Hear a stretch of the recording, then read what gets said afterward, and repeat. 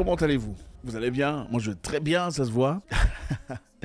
Eh bien écoutez, on a un discours ici très intéressant qu'on a redécouvert encore une fois. Mais je trouve que c'est très important de le revoir. Je l'ai trouvé par hasard et j'étais vraiment surpris. Je pense qu'il faudrait que je le partage avec vous. Très très intéressant, je voudrais que vous fassiez vos commentaires pour que l'on puisse faire la lecture ensemble et puis tirer des conclusions. On y va, on regarde la vidéo, ensuite on fait un commentaire.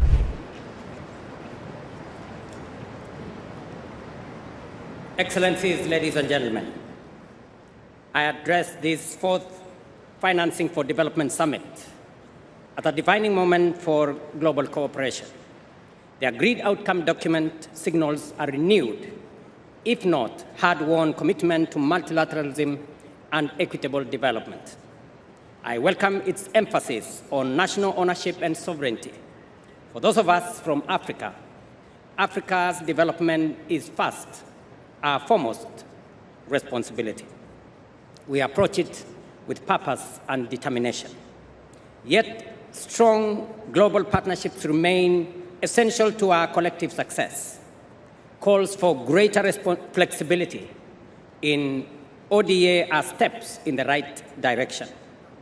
I am encouraged by the recognition of trade and industrialization as drivers of structural transformation. No country has achieved lasting prosperity without manufacturing and export diversification. Africa is ready, poised, and prepared to become the next frontier of global production and innovation. I also welcome the focus on debt, liquidity, and the cost of capital. There is now consensus on the need for a development-oriented sovereign debt architecture, where public debt is an instrument for development, not a trap for distress.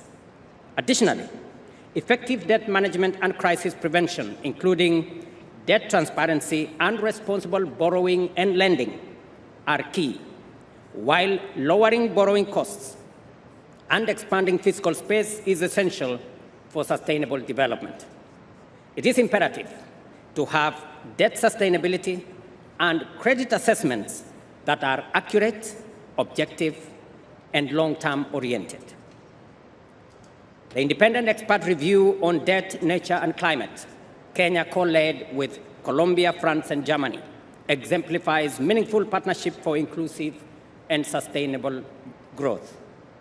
The outcome document also supports the global financing safety net, emphasizing governance reform at the IMF and mechanisms to facilitate easier access to precautionary instruments, lower lending rates, and better use of SDRs.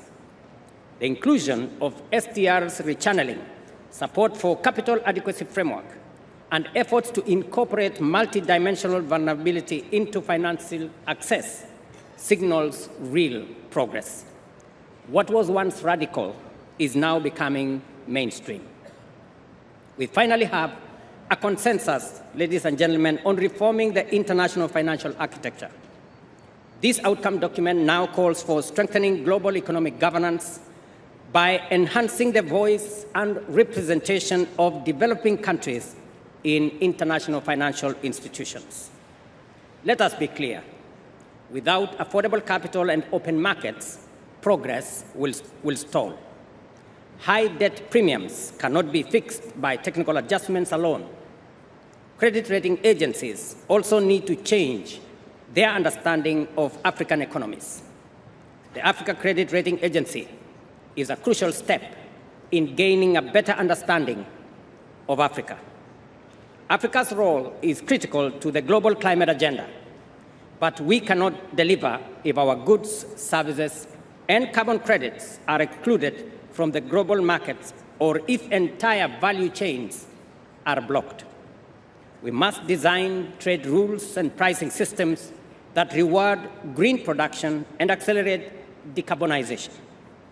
Africa must be part of that solution, transforming green premiums into green discounts.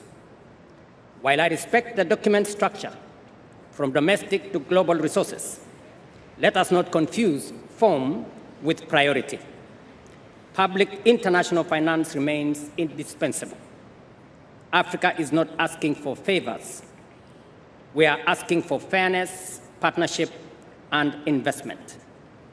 I urge the United States of America to reconsider its position and call on other member states with reservations on parts of this consensus to fully support the outcome document. The world's and Africa's futures are inseparable. Together, let us walk this path with honesty, urgency, and resolve. Kenya certainly will. And I thank you. Mr. President of the Conference, Secretary General Guterres, what is that? Can this lectern please go down again? Thank you, that is good. Be patient with me. Fantastic. Secretary General Guterres, Presidents, Prime Ministers, Excellencies, ladies and gentlemen, let me start with a basic fact. Last year, development aid worldwide stood at just over $200 billion. The Sustainable Development Goals annual investment gap, as Pedro Sanchez said, is in the trillions of dollars. To close this gap, we quite simply need a change of paradigm, new ways of mobilizing much more finance. This is a core of the Compromiso de Sevilla that we agreed today. And it is exactly what Europe aims to deliver together with our global partners.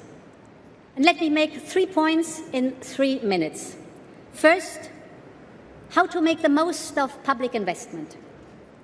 The European Union provides 42% of the world's development aid. We're proud of this, and our commitment is here to stay.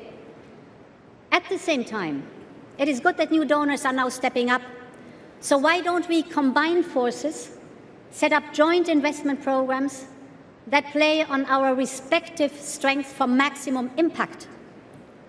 This is the agreement we've just reached with India to invest together in third countries. And we will extend the same offer to other rising donors who share our goals.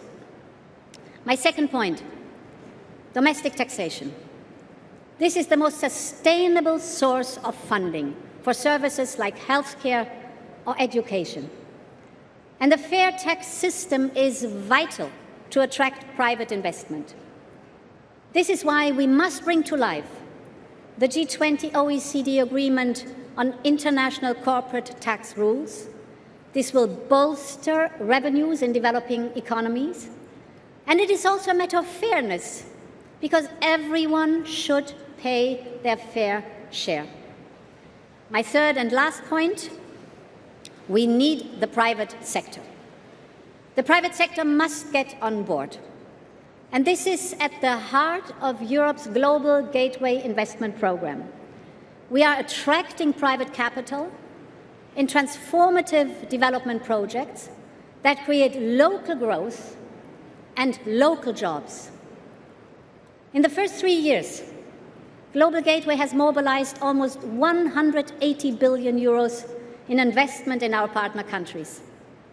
Now we are on track to overshoot our initial target of 300 billion in 7 years. And at the Global Gateway Forum in October in Brussels, we will announce further progress. So, to conclude, our message today is simple. Europe is ready to invest and to innovate. In these times of global uncertainty, you can count on us to support multilateralism. And to my good friend Ngozi, I listened very carefully to you. You have my full support to reform WTO. Thank you very much, and I wish us a successful conference.